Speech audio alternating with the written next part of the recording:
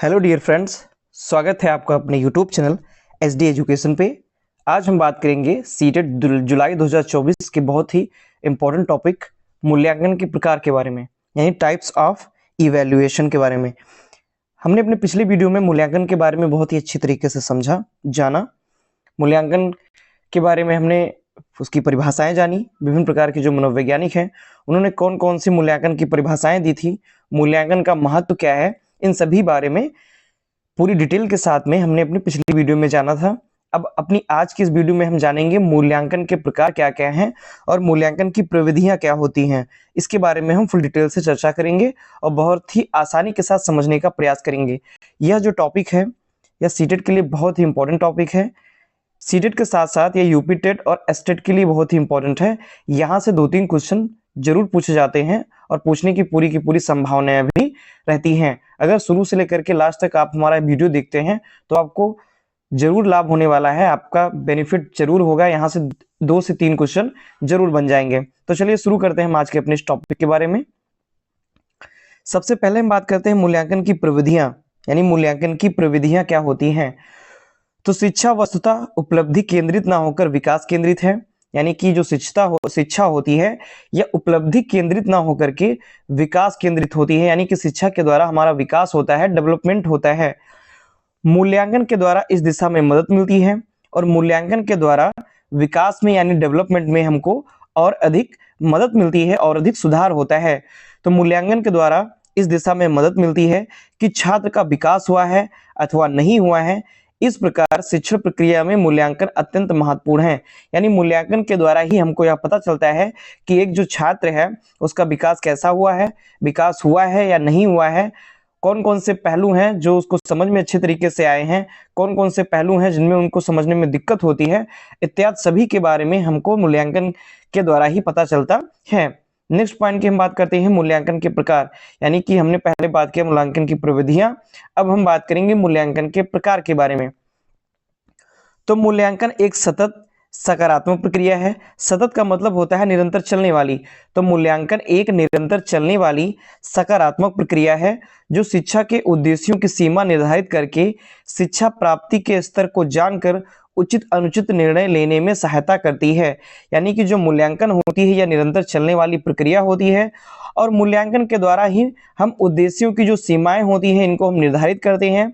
शिक्षा प्राप्ति के स्तर को जानकर उचित और अनुचित निर्णय लेने में सहायता मिलती है, यानी कि हमको यह पता चलता है शिक्षा प्राप्ति के स्तर को हम जानते हैं और उचित और अनुचित निर्णय लेने में हमको सहायता मिलती है। कैसे कि हम किसी भी बालक का अगर मूल्यांकन कर रहे हैं तो हमको पता चलता है कि उस बालक का जो स्तर है, जो उसका विकास है वो कहाँ तक हुआ है और कहाँ उसको दिक्कतें हैं, कहाँ पे उसको समझ में नहीं आया है। तो इत्यादि सभी के बारे में हमको जानकारी मिलती है और इसी के द्वारा हम उचित और अनुचित निर्णय लेते हैं, यानी कि हमको किस दिशा में उसको और अधिक समझाने का प्रयास है, किन किन शिक्षण विधियों को अपनाने की आवश्यकता है और बदलने की आवश्यकता है, इन सभी के बारे में हमको मूल्यांकन के द्वारा ही पता चलता है। नेक्स्ट पॉइंट की हम बात करते हैं। इसीलिए छात्रों के शिक्षा स्तर का मूल्यांकन करने के लिए परीक्षा बहुत ही महत्वपूर्ण साधन है और छात्रों का जो स्तर होता है, छात्रों का जो विकास होता है, इसके बारे में मूल्यांकन करने के लिए हमें परीक्षाएं कराना बहुत ही जरूरी होता है और परीक्षाएं एक महत्वपूर्ण साधन होती हैं क्योंकि परीक्षाओं के द्वारा ही हम मूल्यांकन करते हैं और छात्रों की प्रगति के बारे में हमको पता चलता है। छात्रों के मूल्यांकन करने के लिए हमें शिक्षा को 2 भागों में विभाजित कर सकते हैं, यानी कि शिक्षा को नहीं कह सकते हैं, यहाँ पे हम कह सकते हैं मूल्यांकन को, यानी कि मूल्यांकन को हम 2 भागों में विभाजित कर सकते हैं। सबसे पहला है परिमाणात्मक मूल्यांकन और दूसरा है गुणात्मक मूल्यांकन, यानी कि मूल्यांकन को हम छात्रों के मूल्यांकन करने के लिए हम मूल्यांकन को 2 भागों में विभाजित कर सकते हैं। पहला परिमाणात्मक मूल्यांकन और दूसरा गुणात्मक मूल्यांकन। तो चलिए अब हम मूल्यांकन के इन प्रकारों के बारे में डिटेल से बात करते हैं। सबसे पहले हम बात करेंगे परिमाणात्मक यानी परिमाणात्मक मूल्यांकन के बारे में। तो परिमाणात्मक मूल्यांकन को हम छात्रों की परीक्षा के तरीकों के आधार पर 3 भागों में विभाजित कर सकते हैं, यानी जो परिमाणात्मक मूल्यांकन है इसको पुनः हम 3 भागों में विभाजित कर सकते हैं। सबसे पहला है मौखिक परीक्षा, दूसरा है लिखित परीक्षा और तीसरा है प्रायोगिक परीक्षा। यानी परिणात्मक या परिमाणात्मक मूल्यांकन होता है यह पुनः 3 प्रकार के भागों में डिवाइड होता है। तो चलिए हम बात करते हैं ये 3 प्रकार यानी परिमाणात्मक के 3 प्रकार कौन कौन से हैं, इनके बारे में डिटेल से चर्चा करते हैं। पहला है मौखिक परीक्षा, दूसरा है लिखित परीक्षा और तीसरा है प्रायोगिक परीक्षा। सबसे पहले हम बात करेंगे मौखिक परीक्षा के बारे में। तो मौखिक परीक्षा का सर्वप्रथम उपयोग ग्लेडाइट्स ने शुरू किया था, यानी कि जो मौखिक परीक्षा होती है इसका सर्वप्रथम उपयोग ग्लेडाइट्स एक मनोवैज्ञानिक हैं, इन्होंने शुरू किया था। ये मोस्ट इंपॉर्टेंट है, ठीक है, यहाँ पे स्टार लगा लीजिए। यहाँ से क्वेश्चन पूछ लिया जाता है कि मौखिक परीक्षा का सर्वप्रथम उपयोग किसने किया था। तो ग्लेडाइट्स नामक मनोवैज्ञानिक हैं जिन्होंने मौखिक परीक्षा का सर्वप्रथम उपयोग किया था। मौखिक परीक्षा को यूनान के महान दार्शनिक और पश्चिमी दर्शन के जनक सुकरात ने भी महत्वपूर्ण स्थान दिया था, यानी कि सुकरात जो कि एक महत्वपूर्ण और एक महान यूनान के एक महान दार्शनिक हैं और ये पश्चिम दर्शन के ये जनक भी माने जाते हैं। तो सुकरात भी मौखिक परीक्षा को एक महत्वपूर्ण पद्धति मानते हैं और उनको उसको एक महत्वपूर्ण स्थान देते हैं। छात्र के ज्ञान के मूल्यांकन की यह विधि मुख्यतः व्यक्तिगत होती है, मतलब छात्र को अकेले बुलाकर उससे प्रश्न पूछे जाते हैं। यानी मौखिक परीक्षा जो होती है, यह मौखिक परीक्षा जो होती है इसका मूल्यांकन का जो तरीका होता है यह मुख्यतः व्यक्तिगत होती है और छात्र को अकेले बुलाकर, यानी कि जो छात्र होता है उसको अकेले बुलाकर उससे प्रश्न पूछे जाते हैं। किसमें? मौखिक परीक्षा में। फिर इसमें छात्र से मौखिक रूप से प्रश्न करके उसके ज्ञान, अभिव्यक्ति की क्षमता और उसके आत्मविश्वास को परखा जाता है। मौखिक प्रश्न पूछते समय कुछ बातों का विशेष ध्यान रखा जाना चाहिए। यानी मौखिक परीक्षा में छात्र को अकेले बुला करके यानी व्यक्तिगत रूप से बुला करके उससे कुछ मौखिक रूप से प्रश्न किए जाते हैं और उसके द्वारा उसके ज्ञान के बारे में, अभिव्यक्ति की क्षमता के बारे में और उसके विश्वास को परखा जाता है। यानी कि हम उस बालक के बारे में यह पता करते हैं कि बालक को कितना ज्ञान है, उसकी अभिव्यक्ति की क्षमता कितनी है और उसके अंदर आत्मविश्वास यानी सेल्फ कॉन्फिडेंस कितना है। इन सब के बारे में हम जानकारी लेते हैं। फिर हम बात करते हैं मौखिक प्रश्न पूछते समय किन किन विशेष बातों का हमको ध्यान रखना चाहिए। तो वो बातें कौन कौन सी हैं? सबसे पहले हैं लंबे उत्तरों वाले प्रश्नों को नहीं पूछना चाहिए। यानी कि हमें ऐसे प्रश्नों को नहीं पूछना चाहिए जिनके जो उत्तर हों यानी जिनके आंसर बहुत बड़े हों।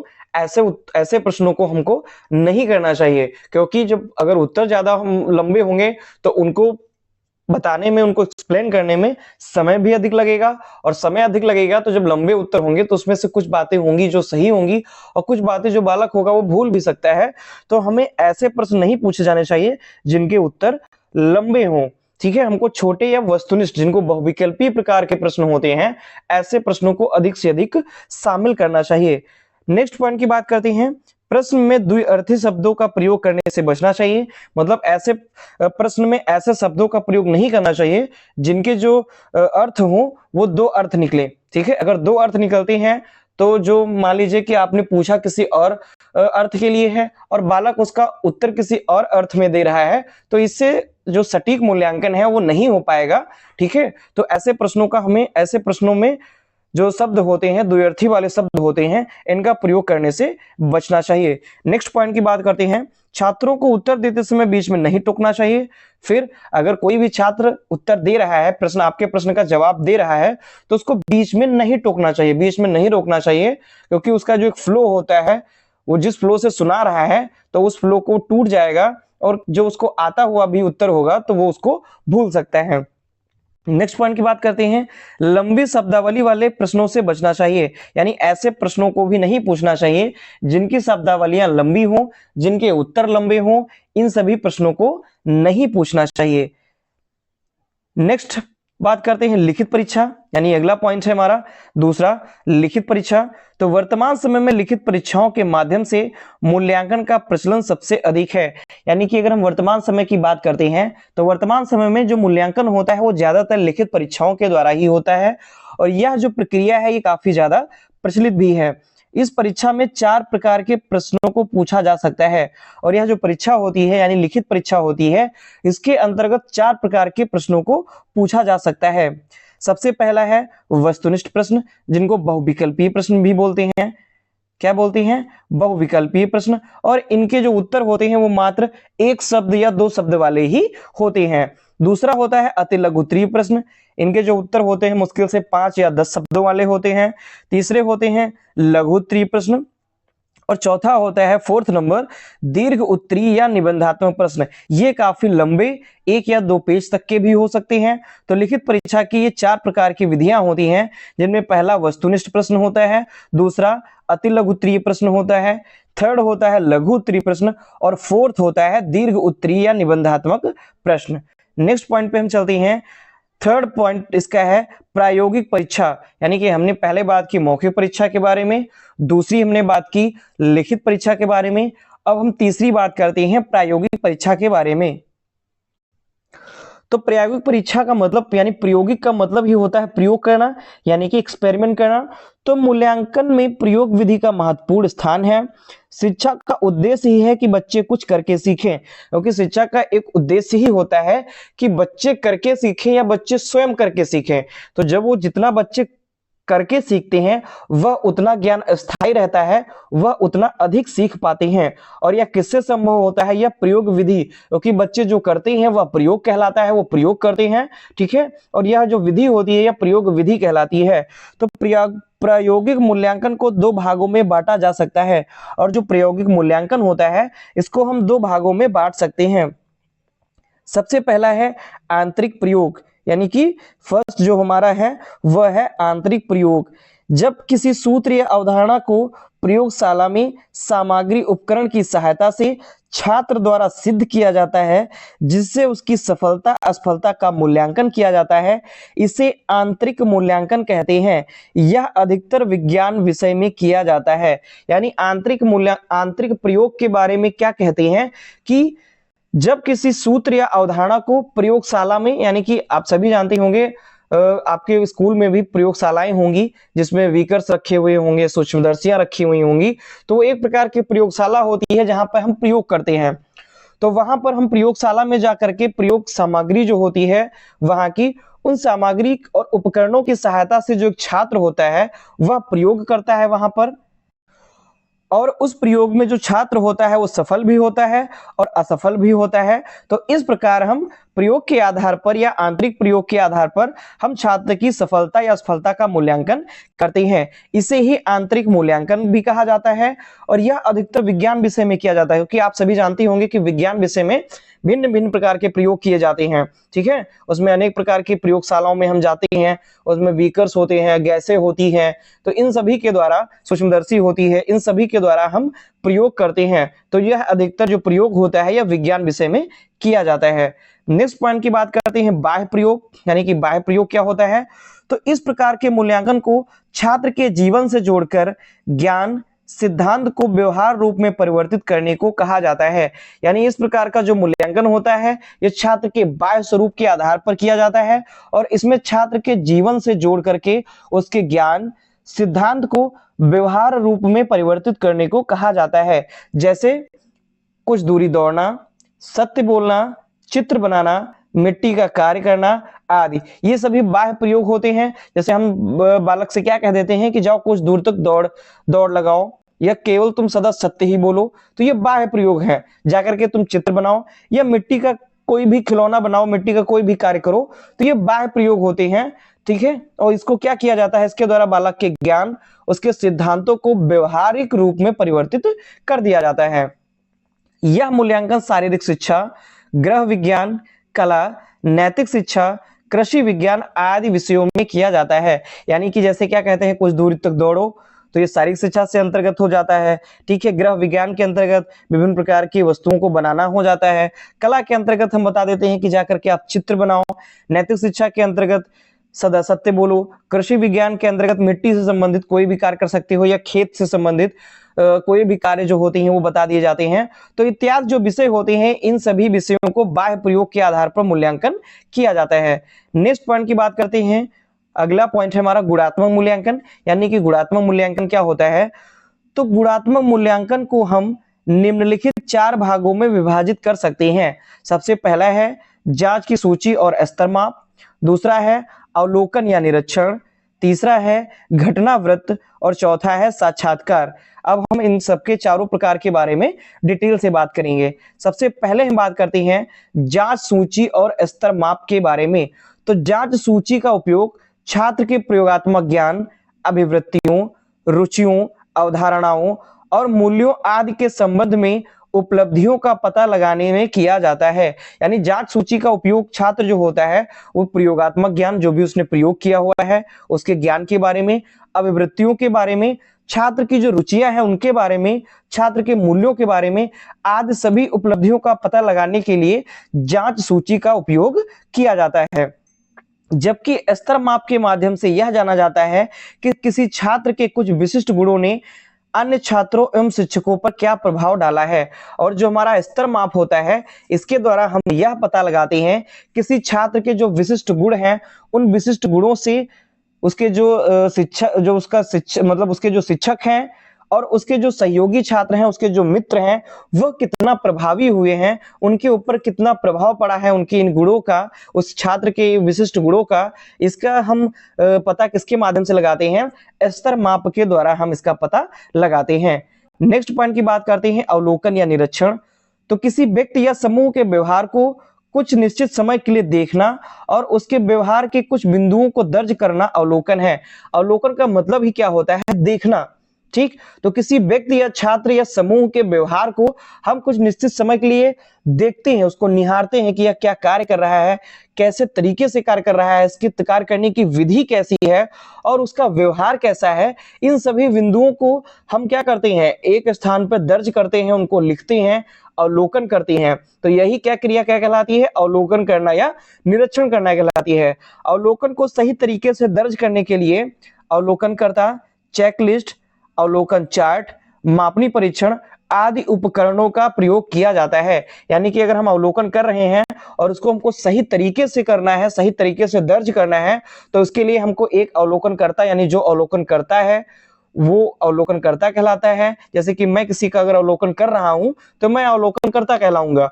आप अगर किसी का अवलोकन कर रहे हैं, किसी का निरीक्षण कर रहे हैं, किसी के व्यवहारों को देख रहे हैं, उसकी विधियों को देख रहे हैं, तो आप अवलोकनकर्ता या निरीक्षणकर्ता कहलाएंगे। इसके साथ साथ चेकलिस्ट का होना, अवलोकन चार्ट का होना, मापनीय परीक्षण का होना आदि उपकरणों का प्रयोग जो हो किया जाता है। नेक्स्ट पॉइंट पे हम चलते हैं। अगला पॉइंट है घटनावृत्त। यानी घटनावृत्त किसी भी प्रकार की जो घटना होती है उसके बारे में जानना, उसका अवलोकन करना। तो घटनावृत्त शिक्षार्थियों के जीवन की सार्थक घटना का विवरण या कोई ऐसी घटना जो अवलोकन करने वाले की दृष्टि में शिक्षार्थियों के लिए महत्वपूर्ण हो या शिक्षक के द्वारा अनुभव किया गया विभिन्न परिस्थितियों में शिक्षार्थियों का वास्तविक व्यवहार हो सकता है। यानी कि घटनावृत्त का मतलब किसी भी शिक्षार्थी या किसी भी छात्र के जीवन की एक ऐसी सार्थक घटना जो कि उस शिक्षार्थी के लिए या उस छात्र के लिए महत्वपूर्ण है या शिक्षक के द्वारा ऐसा अनुभव किया गया है कि विभिन्न परिस्थितियों में जो छात्र का जो व्यवहार है, जो वास्तविक व्यवहार है, वह एक सार्थक व्यवहार होता है। तो उस घटना का अवलोकन जो किया जाता है यही घटनावृत्त कहलाता है। नेक्स्ट पॉइंट की बात करते हैं साक्षात्कार, जिसको हम लोग इंटरव्यू भी बोलते हैं। आप सभी लोग इंटरव्यू के बारे में जानते ही होंगे, साक्षात्कार के बारे में जानते ही होंगे कि इसमें क्या किया जाता है कि कुछ जो इंटरव्यू करता होते हैं, जो इंटरव्यू करते हैं वो बैठे हुए होते हैं और एक मनुष्य से मतलब जो इंटरव्यू देने जाता है उससे कुछ चुनिंदा प्रश्न करते हैं, तो वही साक्षात्कार या इंटरव्यू होता है। तो साक्षात्कार विभिन्न प्रकार की परिस्थितियों में व्यक्तियों से सूचना संकलन का सर्वाधिक प्रचलित साधन है। यानी कि जो व्यक्ति होता है उससे सूचनाएं संकलित की जाती हैं। साक्षात्कार में व्यक्तियों को आमने सामने बैठाकर विभिन्न प्रकार के प्रश्न पूछे जाते हैं। अभी हमने बताया कि साक्षात्कार में जो व्यक्ति होते हैं वो आमने सामने बैठते हैं और जो इंटरव्यू लेता है यानी जो साक्षात्कार करता होता है वह सामने वाले व्यक्ति से विभिन्न प्रकार के प्रश्न पूछता है। उनके आधार पर उनकी योग्यताओं का मूल्यांकन किया जाता है और जो विभिन्न प्रकार के प्रश्न पूछे जाते हैं उन प्रश्नों के आधार पर ही जो इंटरव्यू देने आया है या साक्षात्कार करने आया है, ठीक है, उनकी योग्यताओं का मूल्यांकन किया जाता है। शिक्षा के क्षेत्र में छात्रों की शैक्षिक उपलब्धि का मापन करने के लिए किए जाने वाले साक्षात्कारों को मौखिकी के नाम से जाना जाता है, क्योंकि साक्षात्कार में ज्यादातर जो प्रश्न होते हैं वो मौखिक ही पूछे जाते हैं, इसीलिए इसको मौखिकी के नाम से भी जाना जाता है। तो ये हमारा होता है साक्षात्कार। इसमें क्या किया जाता है, एक जो साक्षात्कारकर्ता होता है वह प्रश्न पूछता है और जो साक्षात्कार देने आया होता है वह उन प्रश्नों का जवाब देता है और इसके द्वारा ही हम सामने वाले का मूल्यांकन करते हैं। तो यह था आज का हमारा बहुत ही इंपॉर्टेंट टॉपिक, जो कि मूल्यांकन की प्रविधियों और मूल्यांकन के प्रकारों के बारे में था। हमने मूल्यांकन के प्रकार के बारे में फुल डिटेल से चर्चा की और बहुत ही आसानी से इसको समझने का प्रयास किया है। तो आशा करता हूं हमारी यह वीडियो आपको अच्छी लगी होगी, आपको पसंद आई होगी। अगर वीडियो पसंद आती है तो अपने दोस्तों के साथ अधिक से अधिक शेयर करें। मैं देखता रहता हूं, चेक करता रहता हूं कि आप वीडियो को देख लेते हैं लेकिन वीडियो को लाइक नहीं करते हैं और वीडियो को शेयर नहीं करते हैं और हमारे चैनल को सब्सक्राइब नहीं करते हैं। तो प्लीज विनम्र निवेदन है कि हमारे चैनल को सब्सक्राइब करें और वीडियो को अधिक से अधिक शेयर करें, वीडियो को लाइक करें और हमारे चैनल को सब्सक्राइब करें। धन्यवाद।